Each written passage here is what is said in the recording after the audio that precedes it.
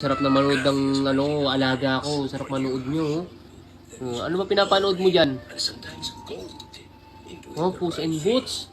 Tignan mo yung baling-bali na yung itsura mo dyan, Kira. Sa panonood. Yung itsura mo dyan, uy! Ano ba yan? Pinapanood ng mga pusa yan eh. Ano ba? Sarap na sarap sa pagtigan mo. Wala ka na. Tignan mo yung itsura mo dyan para ka nang nalulusaw na pusa dyan. Sa panonood mo. Ano ba? Sarap na sarap siya sa panonood, uy! Shh, ayos ka ng ano mo. Baka makuba ka niyan. Para ka nang nalulusaw, oh. Uy, para ka ng fried chicken yan. Ay, yung chicken na, tinanggalan tinanggalan ng mga balahibo. Tingnan mo itsura mo, baling-bali na yung itsura mo dyan sa kakapanood. Uy, tingnan mo itsura mo dyan. Sarap na sarap ka sa panonood, pero yung itsura mo, tingnan mo niyo po itsura niyo, oh.